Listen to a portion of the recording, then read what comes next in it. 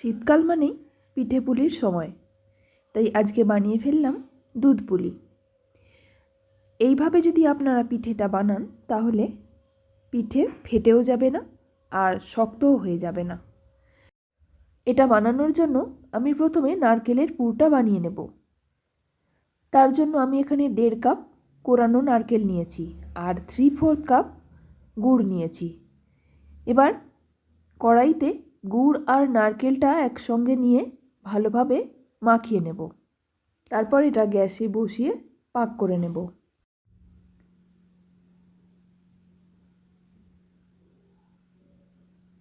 নারকেল আর গুড়টা ভালোভাবে মেশানো হয়ে গেছে। এবার এটাকে গ্যাসে বসিয়ে 5 মিনিট নাড়াচাড়া করলেই রেডি হয়ে যাবে।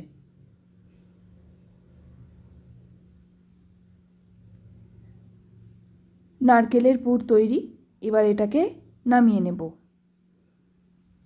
এবার গ্যাসে অন্য একটা কড়াই বসিয়ে তাতে 2 কাপ আর 1/4 কাপ জল দিয়ে দেব।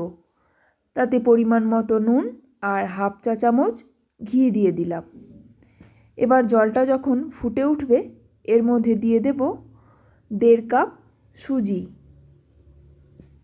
সুজিটা দেওয়ার পর গ্যাসের ফ্লেমটাকে একদম লোতে করে দেব আর সমানে নাড়াচাড়া করতে থাকব যতক্ষণ না এটা শক্ত হয়ে একটা ডো তৈরি হয়ে যায়।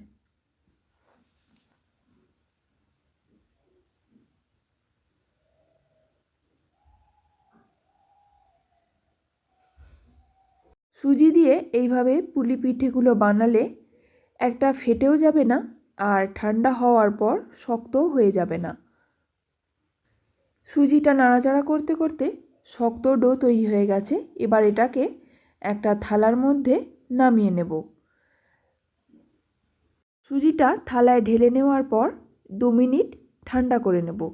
তারপর আটা যেভাবে মাখায় সেইভাবেই এটাকেও মাখিয়ে নেব।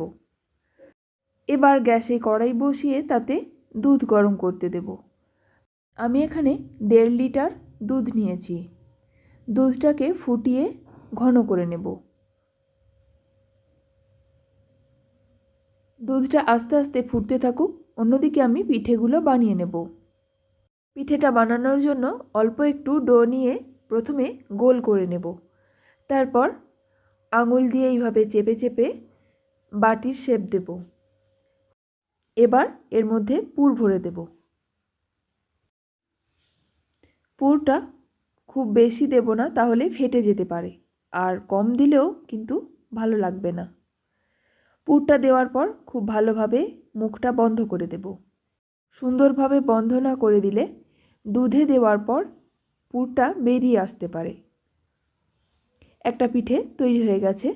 আমি আরও একটা পিঠে বানিয়ে দেখিয়ে দিচ্ছি। এইভাবেই সব কটা পিঠে বানিয়ে নেব।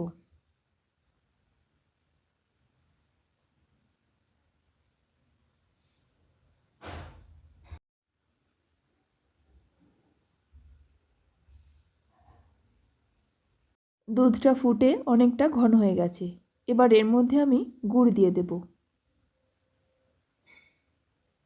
আমি হাফ কাপ নলেন গুড়ের পাটালি দিয়েছি। আপনারা আপনাদের স্বাদ অনুযায়ী মিষ্টিটা দেবেন। দুধের মধ্যে গুড় দেওয়ার 2 মিনিট আগে গ্যাসের ফ্লেমটাকে বন্ধ করে দিয়েছিলাম। তারপর গুড়টা দুধের মধ্যে ভালো করে মিশিয়ে নিয়ে আবার গ্যাসের ফ্লেমটা চালু করেছি। এবার এর মধ্যে আমি পিঠেগুলো একে একে দিয়ে দেব। দুধের মধ্যে পিঠেগুলো দেওয়ার পর নাড়াচাড়া করা যাবে না, তাহলে ভেঙে যেতে পারে। কোনো রকম নাড়াচাড়া না করে 10 মিনিট মাঝারি আঁচে ফুটিয়ে নেব। যেহেতু সুজিটা আগে থেকে সিদ্ধ করা ছিল আর সুজি সিদ্ধ হতে বেশি সময় নেয় না, তাই 10 মিনিট ফোটালেই হবে। আর দুধটা যদি আরও কিছুটা ঘন করতে চান তাহলে পিঠে দেওয়ার আগে ঘন করে নিতে হবে। সুজি দিয়ে দুধ পুলি তৈরি। এবার এটাকে সার্ভ করে দেব। আপনারাও বাড়িতে এইভাবে খুব সহজেই সুজির দুধ পুলি পিঠে বানিয়ে ফেলতে পারেন।